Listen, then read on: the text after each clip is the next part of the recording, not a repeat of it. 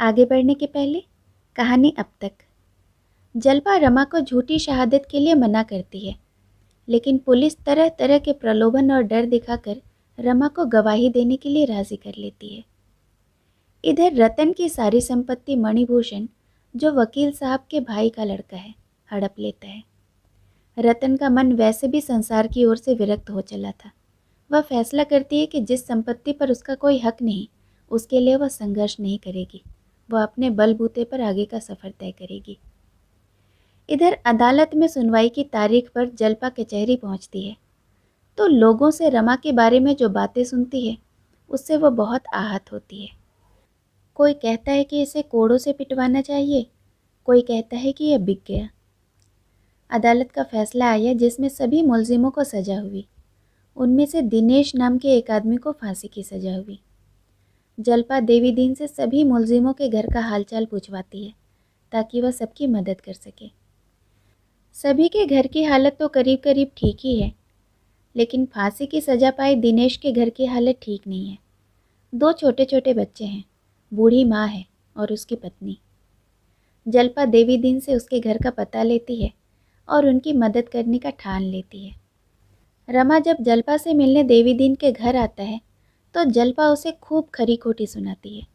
उसे रमानाथ से घृणा सी हो गई थी। वह मर भी जाए तो शायद वह उस पर रोएगी नहीं।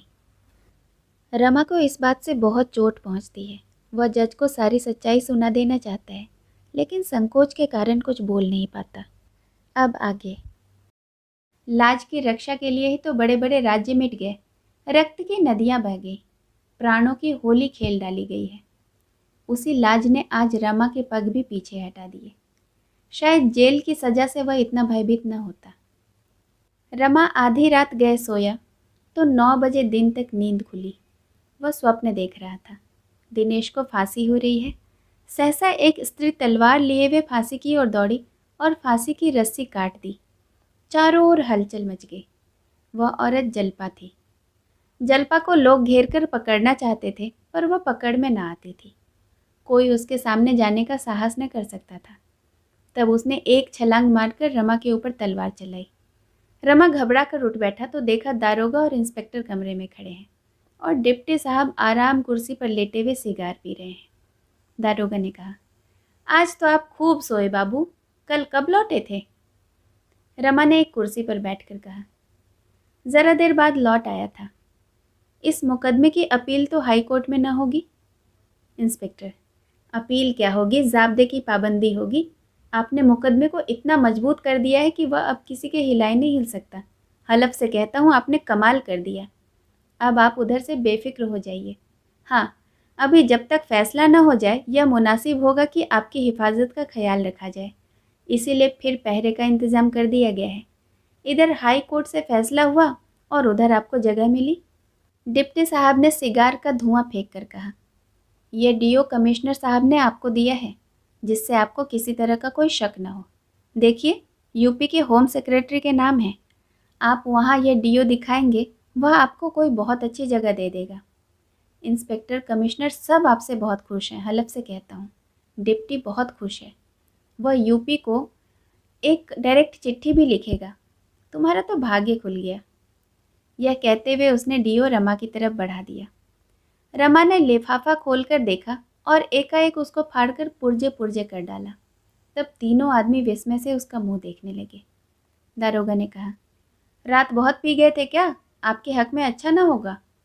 इंस्पेक्टर, हलफ से कहता हूँ, कमिश्नर साहब को मालूम हो जाएगा तो बहुत नाराज़ होंगे। डिप्टी, इसका कुछ मतलब हमारे समझ में न आया। इसका क्या मतलब है? रमानाथ, इसका यह मतलब है कि मुझे इस डीओ की कोई ज़रूरत नहीं और न मैं नौकरी करना चाहता हूँ। मैं आज ही यहाँ से चला जाऊँगा। डिप्टी, जब तक हाई कोर्ट का फैसला न हो जाए आप कहीं नहीं जा सकते। रमानाथ, क्यों? डिप्टी, कमिश्नर साहब का यह हुक्म है। रमानाथ, मैं किसी का गुलाम नहीं हूँ। इंस्पेक्टर, बाबू रमानाथ, आप क्यों बना बनाया खेल बिगाड़ रहे हैं? जो कुछ होना था वह हो गया। 10-5 दिन में हाई कोर्ट के फैसले की तकसीद हो जाएगी।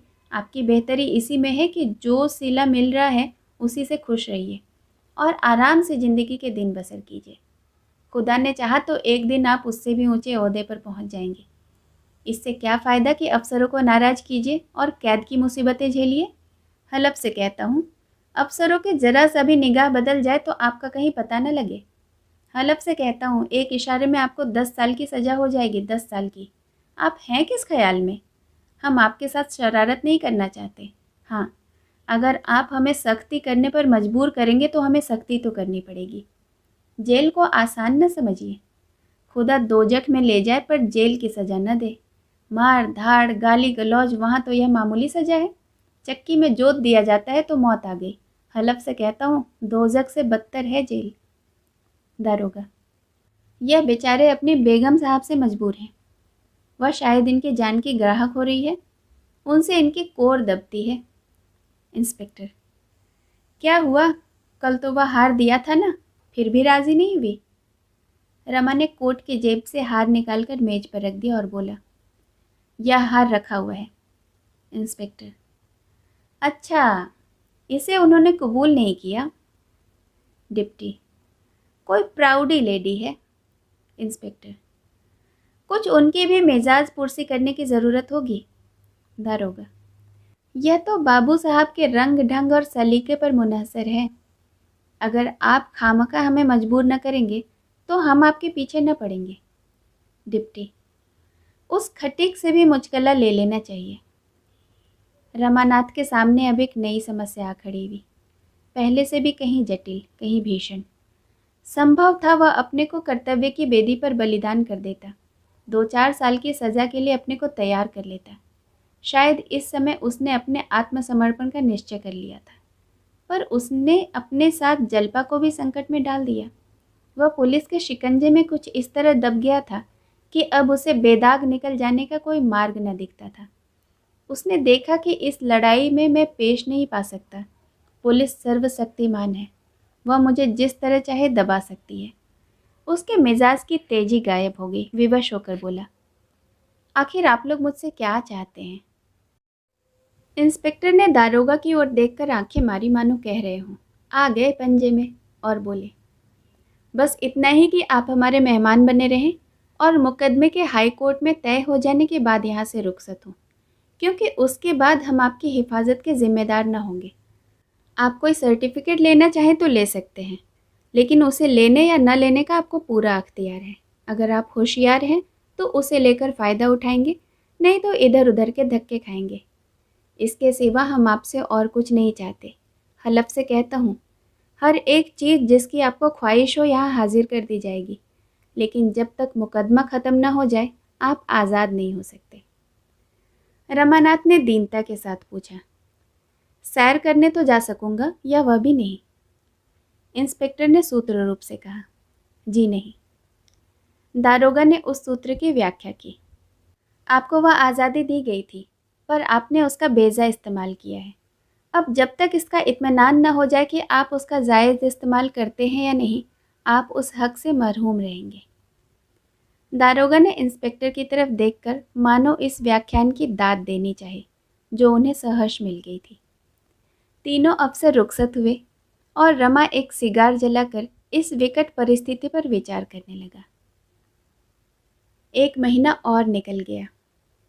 मुकदमे के हाई कोर्ट में पेश होने की तिथि नियत हो गई है। रमा के स्वभाव में फिर वही पहले की सी भीरता और खुशामद आ गई है। अफसरों के इशारे पर नाचता है। शराब की मात्रा पहले से बढ़ गई है। विलासिता ने मानो पंजे में दबा लिया है। कभी कभी उसके कमरे में एक वैश्या जोहरा भी आती है, जिसका गाना वह बड़े शौक से सुनता है। एक दिन उसने बड़ी हसरत के साथ जोहरा से कहा, मैं डरता हूँ कि कहीं तुमसे प्रेम न बढ़ जाए। उसका नतीजा इसके सिवाय और क्या होगा कि रो रो कर ज़िंदगी काट दूँ। तुमसे वफ़ा की उम्मीद क्या हो सकती है? जोहरा दिल में खुश होकर अपनी बड़ी बड़ी रत्नारी आंखों से उसकी ओर ताकती हुई बोली, हाँ साहब, हम वफ़ा क्या जाने, आखिर वैश्या ही तो ठहरी। बेवफा वैश्या भी कहीं वफादार हो सकती है? रमा ने आपत्ति करके पूछा, क्या इसमें कोई शक है? जोहरा, नहीं, ज़रा भी नहीं। आप लोग हमारे पास मोहब्बत से लबालब भरे दिल लेकर आते हैं, पर हम उनकी ज़रा भी कद्र नहीं करते। यही बात है ना? रमानाथ, बेशक। ज़ोहरा: माफ़ कीजिएगा, आप मर्दों की तरफदारी कर रहे हैं। हक यह है कि वहाँ आप लोग केवल दिल बहलाव के लिए जाते हैं, महज़ गम गलत करने के लिए, महज़ आनंद उठाने के लिए। जब आपको वफ़ा की तलाश ही नहीं होती, तो वह क्यों कर मिले? लेकिन इतना जानती हूँ कि हम जैसी बेचारियाँ मर्दों की बेवफ़ाई से निराश होकर अपना आराम चैन सब खो बैठती हैं। उनका पता अगर दुनिया को चले तो आँखें खुल जाए। यह हमारी भूल है कि हम तमाशबीनों से वफ़ा चाहते हैं, चील के घोंसले में मांस ढूंढते हैं। और प्यासा आदमी अंधे कुएं की तरफ दौड़े तो मेरे ख्याल से उसका कोई कसूर नहीं। उस दिन रात को चलते वक्त ज़ोहरा ने दरोगा को खुशखबरी दी, आज तो हज़रत खूब मज़े में आए, खुदा ने चाहा तो 2-4 दिन में बीवी का नाम भी न लेंगे। दारोगा ने खुश होकर कहा, इसलिए तो तुम्हें बुलाया था, मज़ा तो जब है कि बीवी यहाँ से चले जाएं, फिर हमें कोई गम न होगा। मालूम होता है स्वराज्य वालों ने उस औरत को मिला लिया है। यह सब एक तरह के शैतान ही तो हैं। ज़ोहरा की आमोद रफ्त बढ़ने लगी, यहाँ तक कि रमा खुद अपने चकमे में आ गया। उसने ज़ोहरा से प्रेम जताकर अफसरों की नज़र में अपनी शाख जमानी चाहिए थी, पर जैसे बच्चे खेल में रो पड़ते हैं, वैसे ही उसका प्रेमाभिनय भी प्रेमोन्माद कर बैठा। ज़ोहरा उसे अब वफ़ा और मोहब्बत की देवी मालूम होती थी। वह जलपा की सी सुंदर न सही, बातों में उससे कहीं चतुर, हाव भाव में कहीं कुशल, सम्मोहन कला में कहीं पटु थी। रमा के हृदय में नए नए मंसूबे पैदा होने लगे।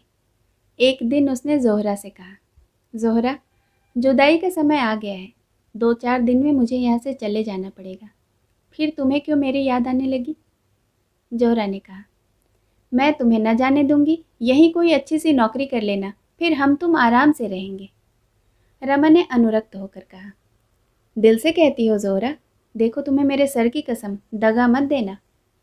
ज़ोहरा, अगर यह खौफ हो तो निकाह पढ़वा लो, निकाह के नाम से चिढ़ो तो ब्याह कर लो, पंडितों को बुलवाओ, अब इसके सिवाय मैं अपनी मोहब्बत का और क्या सबूत दूं? रमा निष्कपट प्रेम का यह परिचय पाकर बेवल हो उठा। ज़ोहरा के मुंह से निकलकर इन शब्दों की सम्मोहन शक्ति कितनी बढ़ गई है। यह कामिनी, जिस पर बड़े बड़े रईस फिदा हैं, मेरे लिए इतना बड़ा त्याग करने को तैयार है। जिस खान में औरों को बालू ही मिलता है, उसमें जिसे सोने की डलियां मिल जाए, क्या वह परम भाग्यशाली नहीं है? रमा के मन में कई दिनों तक यह संग्राम होता रहा। जलपा के साथ उसका जीवन कितना नीरस, कितना कठिन हो गया था। वह पग पग पर अपना धर्म और सत्य लेकर खड़ी हो जाएगी। उसका जीवन एक दीर्घ तपस्या, एक स्थायी साधना बनकर रह जाएगा। सात्विक जीवन कभी उसका आदर्श नहीं रहा है। साधारण मनुष्यों की भांति वह भी भोग विलास करना चाहता है। जलपा की ओर से हटकर उसका विलासक्त मन प्रबल वेग से ज़ोहरा की ओर खींचा। उसको व्रत धारणी वेश्याओं के उदाहरण याद आने लगे। उसके साथ ही चंचल प्रवृत्तियों की गृहिणियों की मिसालें भी आ पहुंची। उसने निश्चय किया, यह सब ढकोसला है, न कोई जन्म से निर्दोष है, न कोई दोषी, यह सब परिस्थितियों पर निर्भर है। ज़ोहरा रोज आती और बंधन में एक गांठ देकर चली जाती। ऐसे स्थिति में संयमी युवक का भी आसन डोल जाता। रमा तो विलासी था। अब तक वह केवल इसीलिए इधर उधर न भटक सका था कि ज्यों ही उसके पंख निकले, जलिये ने उसे अपने पिंजरे में बंद कर दिया। कुछ दिन पिंजरे से बाहर रहकर भी उसे उड़ने का साहस न हुआ। अब उसके सामने एक नवीन दृश्य था। वह छोटा सा कुल्हियों वाला पिंजरा नहीं, बल्कि एक गुलाबों से लहलहाता हुआ बाग, जहाँ की कैद में स्वाधीनता का आनंद था। वह इस बाग में क्यों न क्रीड़ा का आनंद उठाए? रमा ज्यों ज्यों ज़ोहरा के प्रेम पाश में फंसता जाता, पुलिस के अधिकारी वर्ग उसकी ओर से निशंक हो जाते।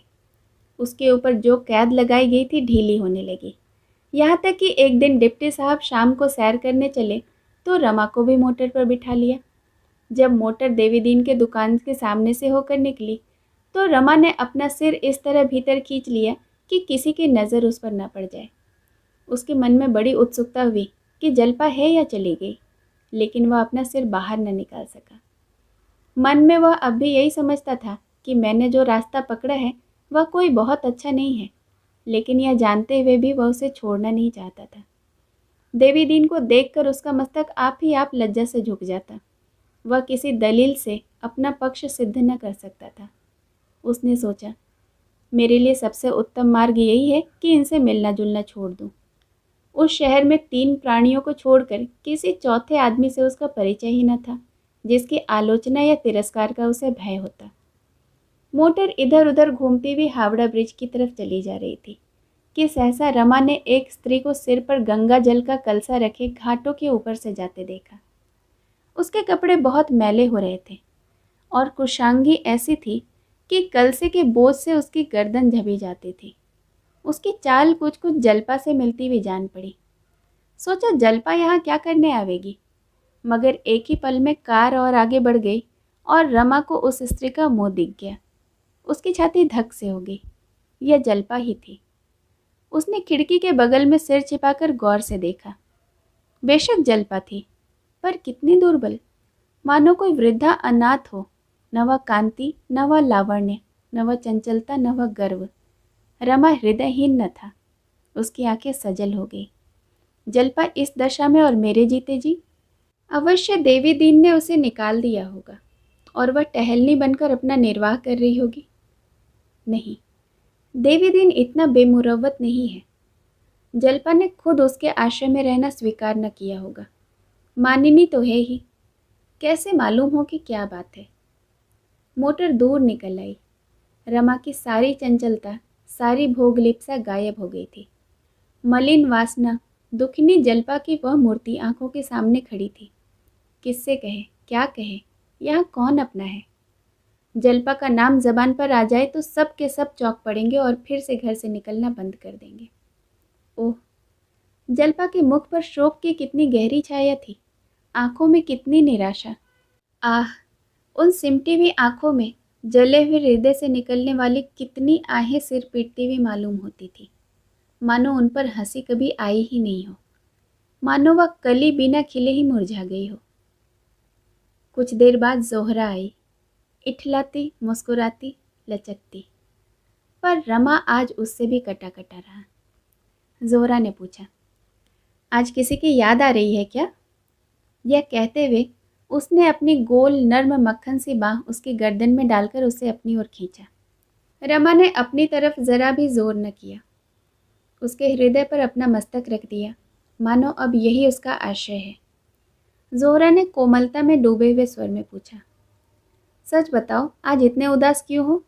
क्या मुझसे किसी बात पर नाराज हो? रमा ने आवेश से कांपते हुए स्वर में कहा, नहीं जोहरा, तुमने इस अभागे पर जितनी दया की है उसके लिए तुम्हारा सदा एहसानमंद रहूँगा। तुमने उस वक्त मुझे संभाला जब मेरी जीवन की टूटी हुई कश्ती गोते खा रही थी। वे दिन मेरी ज़िंदगी के सबसे मुबारक दिन हैं और उनकी स्मृति को मैं अपने दिल में बराबर पूजता रहूँगा। मगर अभागों को मुसीबत बार बार अपनी तरफ खींचती है। प्रेम का बंधन भी उन्हें उस तरफ खींच जाने से नहीं रोक सकता। मैंने जल्पा को जिस सूरत में देखा वह मेरे दिल को भालों की तरह छेद रहा है। आज वह फटे मैले कपड़े पहने सिर पर गंगा जल का कलसा लिए जा रही थी। उसे इस हालात में देखकर मेरे दिल के टुकड़े टुकड़े हो गए। मुझे अपनी ज़िंदगी में कभी इतना रंज न हुआ था। जोहरा, कुछ कह नहीं सकता उस पर क्या बीत रही है। जोहरा ने पूछा, वह तो उस बूढ़े मालदार खटीक के घर पर थी? रमानाथ, हाँ थी तो, पर नहीं कह सकता वहाँ से क्यों चली गई। इंस्पेक्टर साहब मेरे साथ थे, उनके सामने मैं उससे कुछ पूछ तक न सका। मैं जानता हूँ वह मुझे देखकर मुंह उधर कर लेती और शायद मुझे जलील समझती, मगर कम से कम मुझे इतना तो मालूम हो जाता कि वह इस वक्त इस दशा में क्यों है। जोहरा, तुम मुझे चाहे दिल में जो कुछ समझ रही हो, लेकिन मैं इस ख्याल में मगन हूँ कि तुम्हें मुझसे प्रेम है, और प्रेम करने वालों से हम कम से कम हमदर्दी की आशा तो करते ही हैं। यहाँ एक भी ऐसा आदमी नहीं है जिससे मैं अपने दिल का हाल कह सकूं। तुम भी तो मुझे रास्ते पर ही लाने के लिए भेजी गई थी, मगर तुम्हें दया आ गई। शायद तुमने गिरे हुए आदमी पर ठोकर मारना मुनासिब न समझा। अगर आज हम और तुम किसी वजह से रूठ जाएं, तो क्या कल तुम मुझे मुसीबत में देखकर मेरे साथ ज़रा भी हमदर्दी न करोगी? क्या मुझे भूखों मरते देख मेरे साथ उससे ज़्यादा कुछ और सुलूक न करोगी जो आदमी कुत्तों के साथ करता है? मुझे तो ऐसी आशा नहीं। जहाँ एक बार प्रेम ने वास किया हो वहाँ उदासीनता और विराग चाहे पैदा हो जाए, हिंसा का भाव नहीं पैदा हो सकता। क्या तुम मेरे साथ ज़रा भी हमदर्दी न करोगी ज़ोहरा? अगर तुम चाहो तो जल्पा का पूरा पता लगा सकती हो। वह कहाँ है, क्या करती है, मेरी तरफ से उसके दिल में क्या ख्याल है, घर क्यों नहीं जाती, यहाँ कब तक रहना चाहती है। अगर तुम किसी तरह जल्पा को प्रयाग जाने पर राज़ी कर सको ज़ोहरा, तो मैं उम्र भर तुम्हारी गुलामी करूँगा। इस हालात में मैं उसे नहीं देख सकता। शायद आज ही रात को मैं यहाँ से भाग जाऊँ। मुझ पर क्या गुजरेगी इसका मुझे ज़रा भी भय नहीं। मैं बहादुर नहीं हूँ, बहुत ही कमज़ोर आदमी हूँ। हमेशा खतरे के सामने मेरा हौसला पस्त हो जाता है, लेकिन मेरी बेगैरती भी यह चोट नहीं सह सकती। ज़ोहरा वैश्या थी। उसको अच्छे बुरे सभी तरह के आदमियों से पाला पड़ चुका था। उसकी आंखों में आदमियों की परख थी। उसको इस परदेसी युवक में और अन्य व्यक्तियों में एक बड़ा फर्क दिखाई देता था। पहले वह यहाँ पैसे की गुलाम बनकर आई थी, लेकिन 2-4 दिन के बाद उसका मन रमा की ओर आकर्षित होने लगा। प्रौढ़ा स्त्रियां अनुराग की अवहेलना नहीं कर सकती। रमा में और सब दोष हो, पर अनुराग था। इस जीवन में ज़ोहरा को यह पहला आदमी ऐसा मिला था जिसने उसके सामने अपना हृदय खोल कर रख दिया, जिसने उससे कोई पर्दा न रखा। ऐसा अनुराग रत्न को वह खोना नहीं चाहती थी। उसकी बात सुनकर उसे जरा भी ईर्ष्या न हुई, बल्कि उसके मन में एक स्वार्थ में सहानुभूति उत्पन्न हुई। इस युवक को, जो प्रेम के विषय में इतना सरल था, वह प्रसन्न करके हमेशा के लिए अपना गुलाम बना सकती थी। उसे जल्पा से कोई शंका न थी। जल्पा कितनी ही रूपवती क्यों न हो, ज़ोहरा अपने कला कौशल से, अपने हाव भाव से उसका रंग फीका कर सकती थी। इसके पहले उसने कई महान सुंदरियों को रुलाकर छोड़ दिया था, फिर जल्पा किस गिनती में थी? ज़ोहरा ने उसका हौसला बढ़ाते हुए कहा। तो तुम इसके लिए क्यों इंतज़ार करते हो प्यारे? ज़ोहरा तुम्हारे लिए सब कुछ करने को तैयार है। मैं कल ही जल्पा का पता लगाऊंगी और वह यहाँ रहना चाहेगी तो उसके लिए आराम के सब सामान कर दूंगी। जाना चाहेगी तो रेल पर भेज दूंगी। रमा ने बड़ी दीनता के साथ कहा। एक बार मैं उससे मिल लेता तो मेरे दिल का बोझ उतर जाता। ज़ोहरा चिंतित होकर बोली, यह तो बड़ी मुश्किल है प्यारे, तुम्हें यहाँ से कौन जाने देगा? रमानाथ, तो कोई तरकीब बताओ। ज़ोहरा, मैं उसे पार्क में खड़ी कराऊंगी। तुम डिप्टी साहब के साथ वहाँ जाना और किसी बहाने से उससे मिल लेना। इसके सिवाय तो मुझे कोई दूसरा रास्ता नहीं सूझता। रमा अभी कुछ कहना ही चाहता था कि दारोगा जी ने पुकारा, मुझे भी खिलवत में आने की इजाज़त है? दोनों संभल कर बैठ गए और द्वार खोल दिया।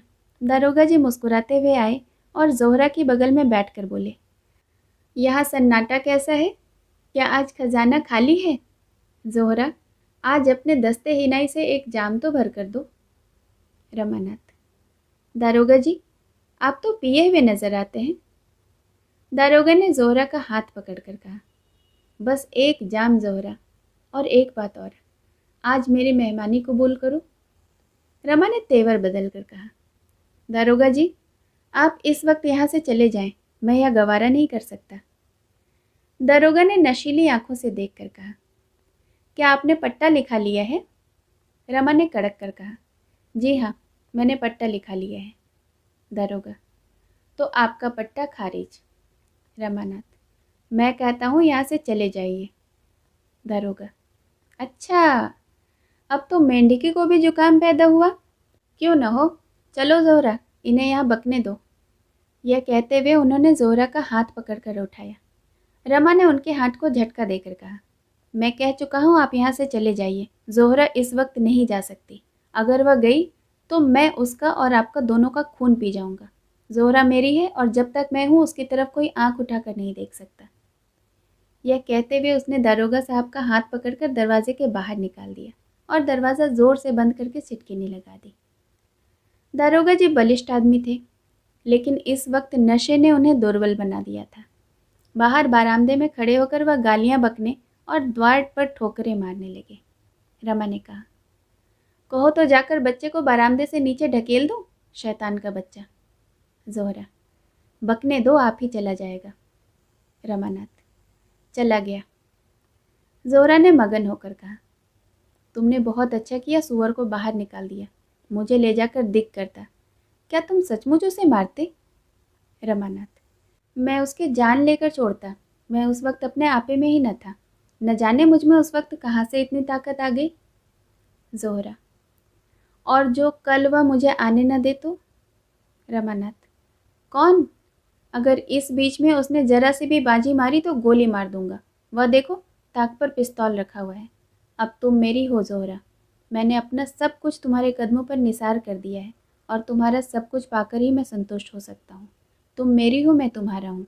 किसी तीसरी औरत या मर्द को हमारे बीच में आने का मजाल नहीं, जब तक मैं मर न जाऊँ। जोहरा की आंखें चमक रही थीं।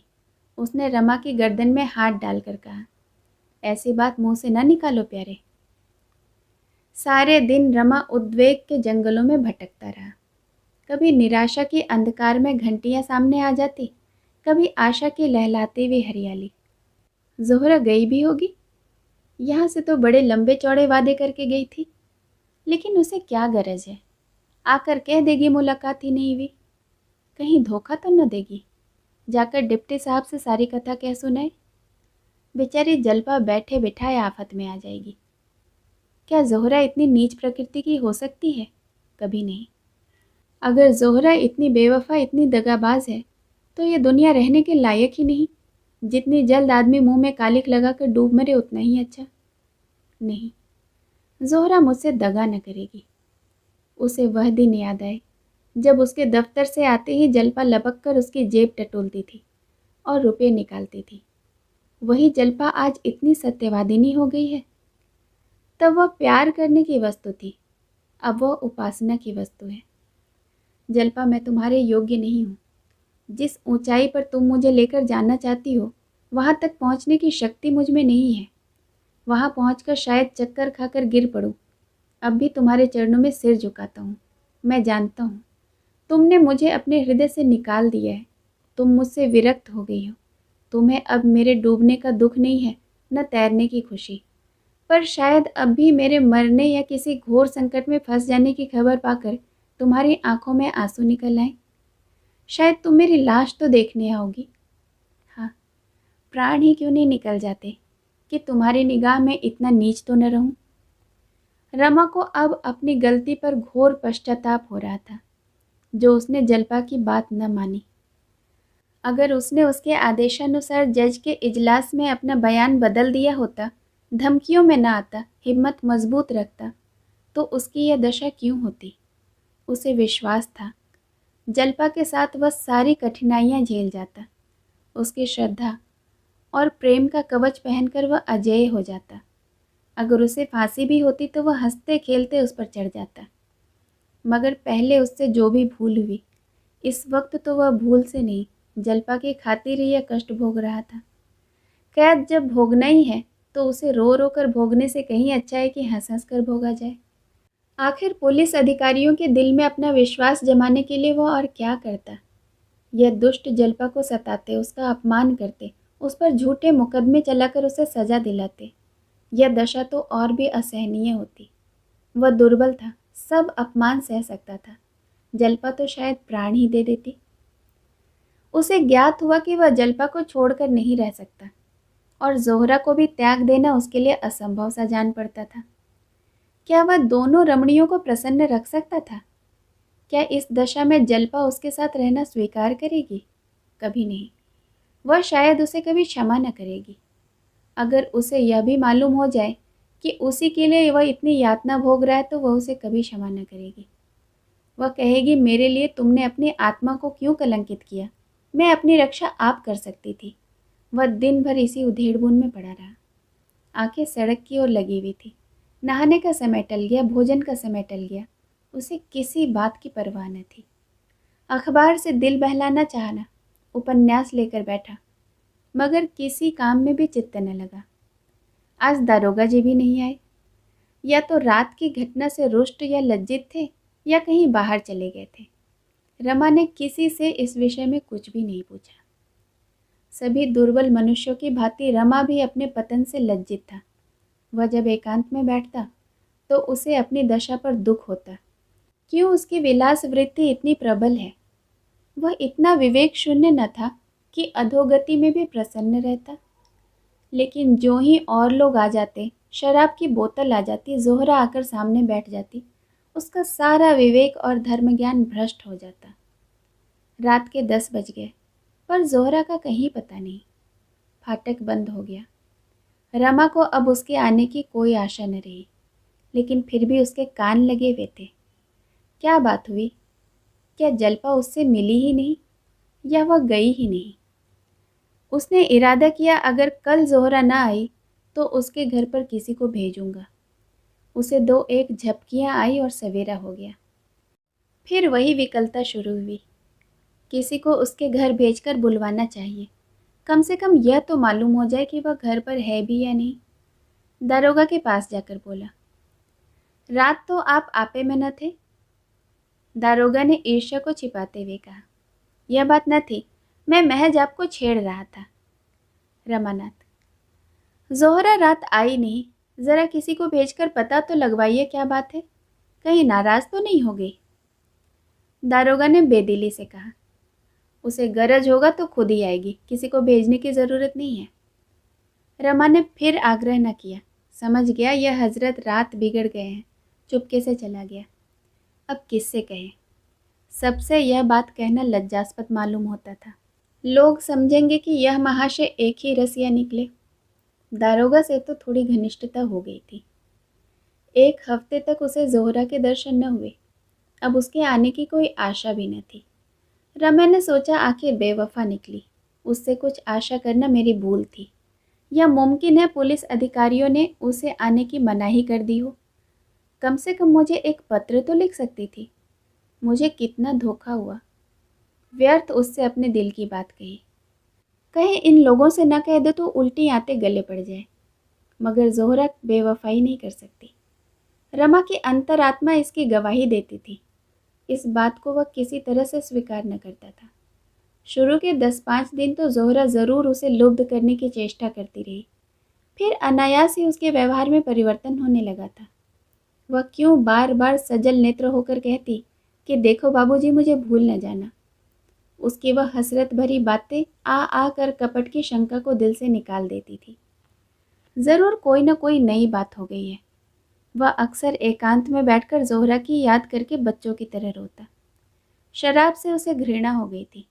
दारोगा जी आते, इंस्पेक्टर साहब आते, पर रमा को उनके साथ 10-5 मिनट बैठना भी अखरता। वह चाहता मुझे कोई छेड़े नहीं, कोई बोले नहीं। रसोईया खाने को बुलाने आता तो उसे घुड़क देता। कोई घूमने या सैर करने की इच्छा ही न होती थी। यहाँ कोई उसका हमदर्द न था, कोई मित्र न था। एकांत में मन मारे बैठे रहने से ही उसका चित्त शांत होता था। उसकी स्मृतियों में अब कोई आनंद न था। नहीं, वह स्मृतियाँ मानो उसके हृदय में मिट गई हों। एक प्रकार का विराग उसके दिल पर छाया रहता था। 7वां दिन था। 8 बज गए थे। आज एक बहुत अच्छा फिल्म होने वाला था। एक प्रेम कथा थी। दारोगा जी ने आकर रमा से कहा तो वह चलने को तैयार हो गया। कपड़े पहन रहा था कि जोहरा आ पहुंची। रमा ने उसकी तरफ एक बार आंख उठाकर देखा, फिर आईने में अपने बाल संवारने लगा। न कुछ बोला, न कुछ कहा। हाँ, जोहरा का वह सादा आभारहीन स्वरूप देखकर उसे कुछ आश्चर्य अवश्य हुआ। वह केवल एक सफ़ेद साड़ी पहनी हुई थी। आभूषण का एक तार भी उसके शरीर पर न था।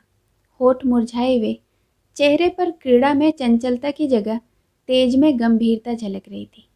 वह 1 मिनट तक खड़ी रही, तब रमा के पास जाकर बोली, क्या मुझसे नाराज हो? बेकसूर, बिना कुछ पूछे। रमा ने फिर कुछ जवाब न दिया, जूते पहनने लगा। जोहरा ने उसका हाथ पकड़कर कहा, क्या यह खफगी इसलिए है कि मैं इतने दिनों बाद आई? रमा ने रुखाई से जवाब दिया, अगर तुम नहीं भी आती तो मेरा क्या अख्तियार था, तुम्हारी दया थी कि चली आई। यह कहने के साथ उसे ख्याल आया कि मैं इसके साथ अन्याय कर रहा हूँ। लज्जित नज़रों से उसकी ओर ताकने लगा। जोहरा ने मुस्कुरा कर कहा, यह अच्छी दिल लगी है। आपने ही तो एक काम सौंपा था, और जब वह काम करके लौटी तो आप बिगड़ रहे हैं। क्या तुमने वह काम इतना आसान समझा था कि चुटकी बजाने से पूरा हो जाए? तुमने मुझे उस देवी से वरदान लेने भेजा था जो ऊपर से फल है, पर भीतर से पत्थर, जो इतनी नाजुक होकर भी इतनी मजबूत है। रमा ने बेदिली से पूछा, है कहाँ, क्या करती है? जोहरा, उसी दिनेश के घर है जिसको फांसी की सजा हो गई। उसके 2 बच्चे हैं, औरत है और माँ है। दिन भर उन्हीं बच्चों को खिलाती है, बुढ़िया के लिए नदी से पानी लाती है, घर का सारा काम काज करती है और उनके लिए बड़े बड़े आदमियों से चंदा मांगती है। दिनेश के घर में न कोई जायदाद है न रुपये। लोग बड़ी तकलीफ में थे, कोई मददगार तक न था जो जाकर उन्हें ढांढस तो देता। जितने साथी सोबती थे सब के सब मुँह छिपा बैठे। 2-3 फाके तक हो चुके थे। जलपा ने जाकर सबको जिला दिया। रमा की सारी बेदिली काफुर हो गई। जूता छोड़ दिया और कुर्सी पर बैठकर बोली, तुम खड़ी क्यों हो? शुरू से बताओ। तुमने तो बीच से ही कहना शुरू किया। एक बात भी मत छोड़ना। तुम पहले उसके पास कैसे पहुंची, पता कैसे लगा? जोहरा, कुछ नहीं, पहले उसी देवी दिन खटीक के पास गई।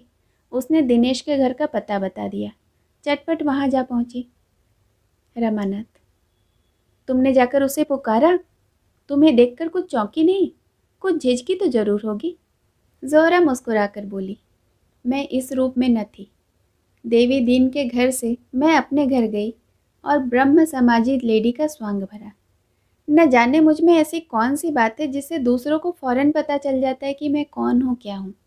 और ब्राह्मण लेडियों को देखती हूँ, उनकी तरफ कोई आंखें तक नहीं उठाता। मेरा पहनावा ओढ़ावा वही है। मैं भड़कीले कपड़े या फजूल के गहने बिल्कुल नहीं पहनती, फिर भी सब मेरी तरफ आंखें फाड़ फाड़ कर देखते हैं। मेरी असलियत नहीं छिपती। यही खौफ मुझे था कि जलपा भाप न जाए, लेकिन मैंने दांत खूब साफ कर लिए थे, पान का निशान तक न था। मालूम होता था कि किसी कॉलेज की लेडी टीचर होगी। यह शक्ल में मैं वहाँ पहुँची। ऐसी सूरत बना ली कि वह क्या कोई भी नहीं भाप सकता था। पर्दा ढका रह गया। मैंने दिनेश की माँ से कहा, मैं यहाँ यूनिवर्सिटी में पढ़ाती हूँ। अपना घर मुंगेर बतलाया। बच्चों के लिए मिठाई लेकर गई थी। हमदर्दी का पार्ट खेलने गई थी और मेरा ख्याल है मैंने खूब खेला। दोनों औरतें बेचारी रोने लगी। मैं भी जब्त न कर सकी। उनसे कभी कभी मिलते रहने का वादा किया। जलपा इसी बीच में गंगा जल लिए पहुंची। मैंने दिनेश की माँ से बांग्ला में पूछा, क्या यह कहारिन है? उसने कहा, नहीं, यह भी तुम्हारी तरह हम लोगों के दुख में शरीक होने आई है। यहाँ इनका शौहर किसी दफ्तर में नौकर है। और तो कुछ मालूम नहीं। रोज़ सवेरे आ जाती है और बच्चों को खिलाने ले जाती है। मैं अपने हाथ से गंगा जल लाया करती थी, मुझे रोक दिया और खुद लाती है। इन्होंने तो हमें जीवन दान दिया है। कोई आगे न पीछे था। बच्चे दाने दाने को तरसते थे। जब से यह आ गई है हमें कोई कष्ट नहीं होता।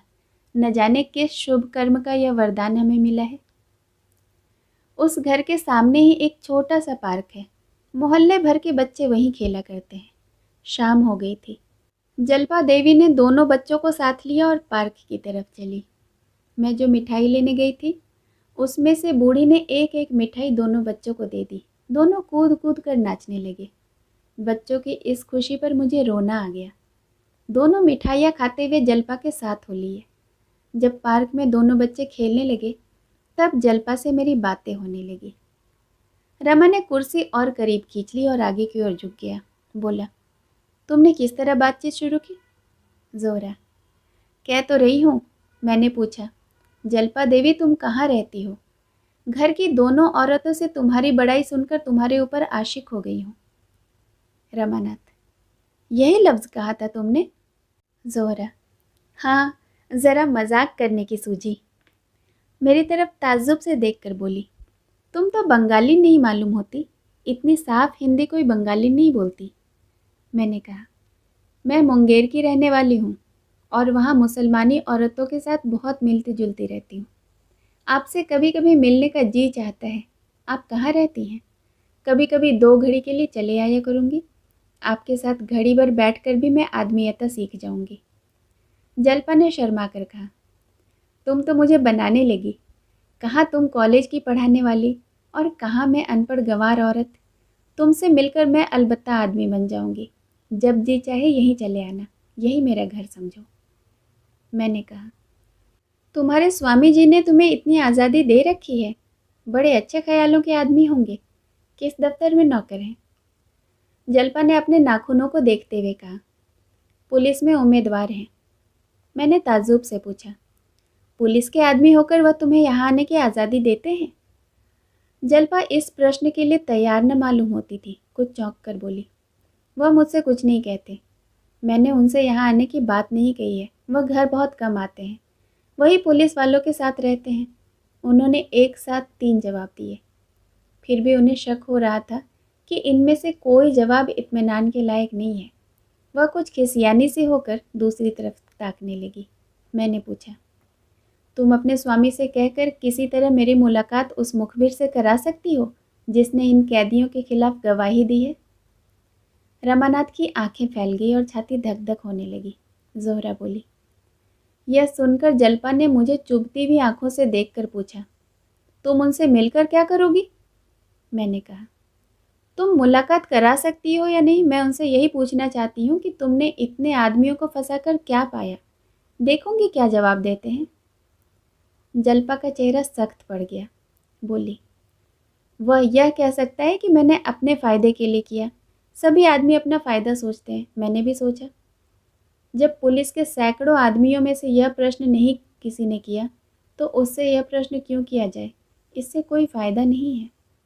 मैंने कहा, अच्छा मान लो तुम्हारा पति ऐसी मुखबिरी करता तो तुम क्या करती? जल्पा ने मेरी तरफ सहमी हुई आंखों से देखकर कहा, तुम मुझसे यह सवाल क्यों करती हो? तुम खुद अपने दिल में इसका जवाब क्यों नहीं ढूंढती? मैंने कहा, मैं तो उनसे कभी न बोलती, मैं उनकी सूरत भी कभी न देखती। जल्पा ने गंभीर चिंता के भाव से कहा, शायद मैं भी ऐसा समझती या न समझती, कुछ कह नहीं सकती। आखिर पुलिस के अफसरों के घर में भी तो औरतें हैं। वे क्यों नहीं अपने आदमियों को कुछ कहती? जिस तरह उनके हृदय अपने मर्दों के से हो गए हैं, संभवतः मेरा हृदय भी वैसा ही हो जाता। इतने में अंधेरा हो गया। जल्पा देवी ने कहा, मुझे देर हो रही है, बच्चे साथ में हैं। कल हो सके तो फिर मिलिएगा। आपकी बातों में बड़ा आनंद आता है। मैं चलने लगी तो उन्होंने चलते चलते मुझसे कहा, ज़रूर आइएगा, वही मैं मिलूँगी, आपका इंतज़ार करती रहूँगी। लेकिन 10 ही कदम के बाद फिर रुक कर बोली, मैंने तो आपका नाम ही नहीं पूछा। अभी तुमसे बातें करने से जी नहीं भरा। देर न हो रही तो आओ, कुछ देर बैठकर गपशप करें।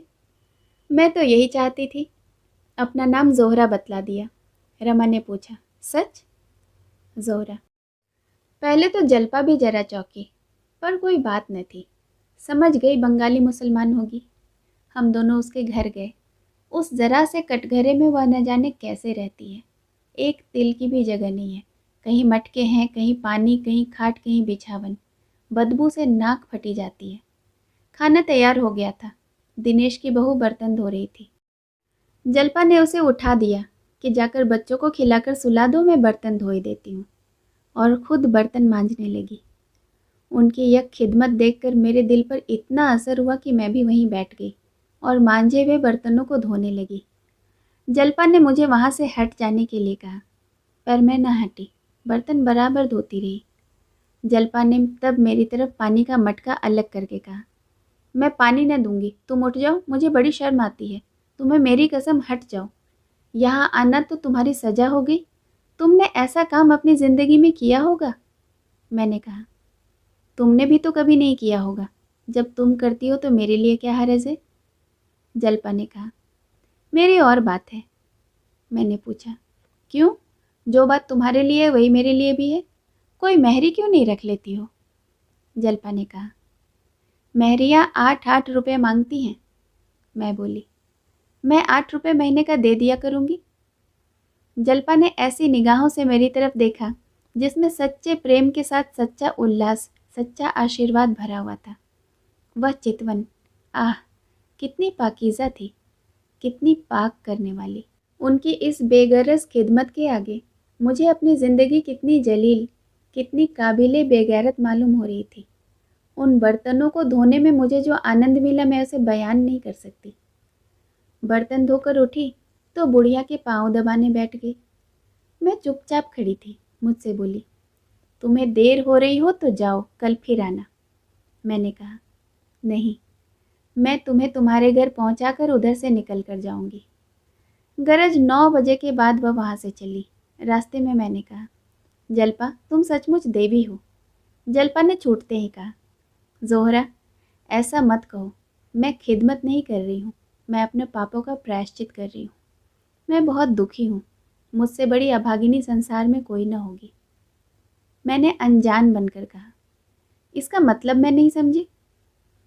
जल्पा ने सामने ताकते हुए कहा, कभी समझ जाओगी, मेरा प्रायश्चित इस जन्म में पूरा न होगा, इसके लिए मुझे कई जन्म लेने पड़ेंगे। मैंने कहा, तुम तो मुझे चक्कर में डाले देती हो बहन, मेरी समझ में कुछ नहीं आ रहा। जब तक तुम इसे समझा न दोगी मैं तुम्हारा गला न छोड़ूंगी। जल्पा ने एक लंबी सांस लेकर कहा, जोहरा किसी बात को खुद छिपाए रखना इससे ज़्यादा आसान है, दूसरों पर बोझ क्यों रखूं। मैंने आर्तकंठ से कहा, हाँ, पहली मुलाकात में अगर आपको मुझ पर इतना एतबार न हो तो मैं आपको इल्ज़ाम न दूंगी, मगर कभी कभी आपको मुझ पर एतबार करना पड़ेगा, मैं आपको छोड़ूंगी नहीं। कुछ दूर तक हम दोनों चुपचाप चलती रहीं। एकाएक जल्पा ने कांपती हुई आवाज़ से कहा, जोहरा अगर इस वक्त तुम्हें मालूम हो जाए कि मैं कौन हूँ तो तुम शायद मेरे से नफरत करने लगोगी, मेरे साये से भी दूर भागोगी। इन लर्जिशों में न मालूम क्या जादू था, मेरे सारे रोए खड़े हो गए। यह एक रंज और शर्म से भरे हुए दिल की आवाज़ थी और इसने मेरी स्याह जिंदगी की सूरत मेरे सामने लाकर खड़ी कर दी। मेरे आंखों में आंसू भर आए। ऐसा जी में आया कि अपना सारा स्वांग खोल दूं। न जाने उनके सामने मेरा दिल क्यों ऐसा हो गया। मैंने बड़े बड़े काये, छटे हुए शोहदे और पुलिस अफसरों को चपर गट्टू बनाया है, पर उनके सामने जैसे मैं भीगी बिल्ली बनी हुई थी। फिर मैंने जाने कैसे अपने आप को संभाल लिया।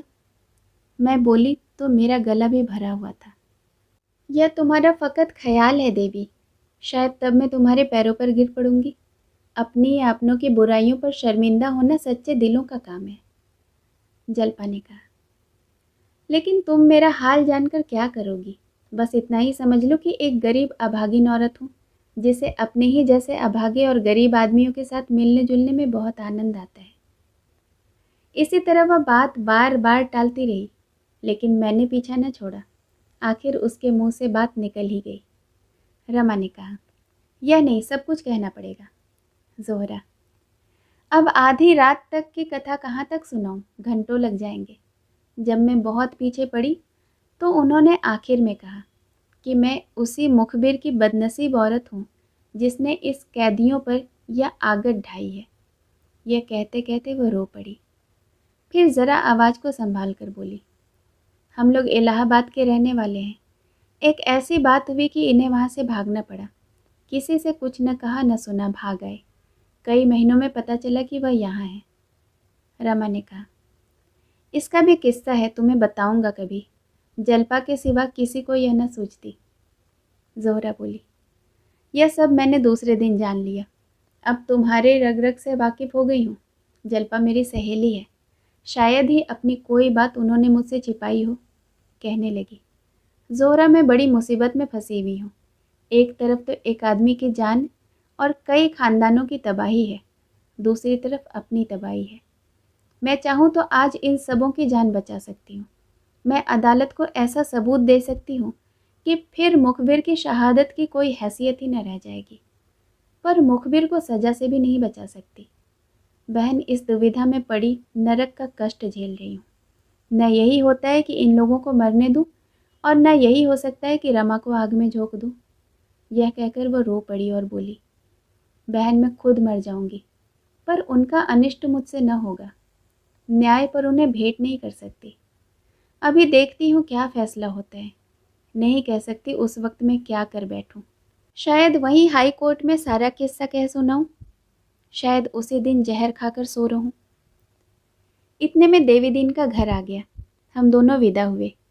जल्पा ने मुझे बहुत इसरार किया कि कल इसी वक्त फिर आना। दिन भर तो उन्हें बात करने की फुर्सत नहीं रहती, बस वही शाम का मौका मिलता था। वह इतने रुपया जमा कर देना चाहती है कि कम से कम दिनेश के घर वालों को कोई तकलीफ न हो। 200 रुपये से ज़्यादा कमा चुकी है। मैंने भी 5 रुपये दिए। मैंने दो एक बार जिक्र किया कि आप इन झगड़ों में न पड़िए, अपने घर चले जाइए, लेकिन मैं साफ साफ कहती हूँ, मैंने कभी जोर देकर यह बात नहीं कही। जब जब मैंने इशारा किया उन्होंने ऐसा मुंह बनाया गोया यह बात वह सुनना भी न चाहती हो। मेरे मुंह से पूरी बात भी न निकलने पाई। एक बात है, कहो तो कहूँ? रमा ने मानो ऊपरी मन से कहा। क्या बात है? जोहरा, डिप्टी साहब से कह दूँ कि वह जलपा को इलाहाबाद पहुंचा दे, उन्हें कोई तकलीफ न होगी। बस दो औरतें उन्हें स्टेशन तक बातों में लगा कर ले जाएंगी, वहाँ गाड़ी तैयार मिलेगी, वह उसमें बैठा दी जाएंगी। या कोई और तरकीब है तो सोचो। रमा ने जोहरा की आंखों में आंख मिलाकर कहा। क्या यह मुनासिब होगा? जोहरा ने शर्मा कर कहा। मुनासिब तो न होगा। रमा ने चटपट जूते पहन लिए और जोहरा से पूछा, देवी दीन के ही घर पर रहती है ना? जोहरा उठ खड़ी हुई और उसके सामने आकर बोली, तो क्या इस वक्त जाओगे? रमानाथ, हाँ जोहरा, इसी वक्त चला जाऊंगा। बस उनसे दो बातें करके उस तरफ चला जाऊंगा जहां मुझे अब से बहुत पहले चले जाना चाहिए था। जोहरा, मगर कुछ सोचो तो, नतीजा क्या होगा? रमानाथ, सब कुछ सोच चुका। ज़्यादा से ज़्यादा 3 या 4 साल की कैद, बस, अब और नहीं। जोहरा, शायद तुमसे फिर कभी मुलाकात न हो। रमा बारामदे से उतरकर सहन में आया और एक क्षण में फाटक के बाहर था। दरबान ने कहा, हुजूर ने दारोगा जी को इत्तला कर दी है? रमानाथ, इसकी कोई ज़रूरत नहीं।